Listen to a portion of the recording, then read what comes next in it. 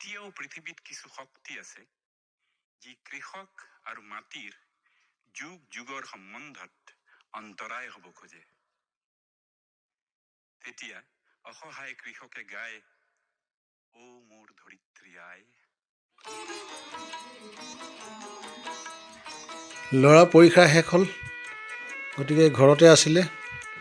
ৰাতিপুৱা দৌৰ মাৰিবলৈ যায় আৰু দুপৰীয়া সময়ত মই এই সৰু বাগিচাখনতে পজিটিভলি অলপ বিজি কৰি ৰাখিছোঁ, যাতে অকলে স্কুলত পঢ়া শুনা কৰিলে নহ'ব, তাৰ উপৰিও কৃষি বিপ্লৱ কৰিব লাগিব। তেতিয়াহে ল'ৰাই বুজি পাব যে কষ্ট কি, শ্ৰম কি বস্তু।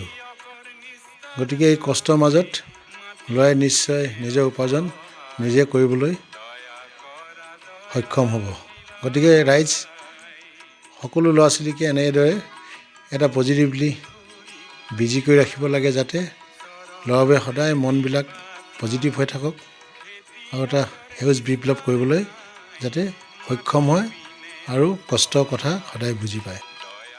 অকলে উপাৰ্জনকাৰীৰ ওপৰতে ভৰসা কৰিলে নহ'ব। ঘৰখনত পৰিয়ালৰ সকলো সদস্যই একেলগ হৈ এনেদৰে কৰ্ম বিপ্লৱ কৰিব লাগিব। তেতিয়াহে ঘৰখনত যি নাটনি অনুভৱ নহ'ব। আৰু এয়া চাইছেই, আমাৰ পৰিয়ালৰ সকলোৱে লাগি আছে নিজৰ নিজৰ ব্যস্ততাত। এয়া বাধ্যই বা ইচ্ছাই নাজানো, কিন্তু মই সকলোকে ব্যস্ত কৰি ৰাখিবলৈ সদায় চেষ্টা কৰোঁ, যাতে ঘৰখনত এনেদৰে সকলোৱে যাতে কৰ্ম বিপ্লৱ কৰক, মই তাকে কামনা কৰোঁ। আৰু মই আগতেও কৈছোঁ যে কৰ্ম বিপ্লৱৰ যোগেদিহে আমি আমাৰ নিজৰ অঞ্চলটোক, আমাৰ নিজৰ অসমখনক আমি আগুৱাই নিবলৈ সক্ষম হ'ম।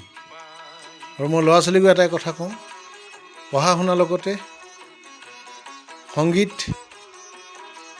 আৰু এনেদৰে কৰ্ম বিপ্লৱ কৰিব লাগিব।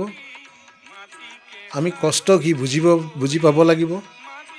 অকলে উপাৰ্জনকাৰীজনৰ ওপৰতে ক'লে নহ'ব যে মোক এইটো লাগে সেইটো লাগে।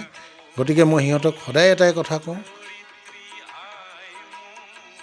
কষ্ট কৰিলেহে তুমি ফল পাবা আৰু জীৱনটোক নতুন ৰূপত আগুৱাই নিবলৈ তুমি সক্ষম হ'বা।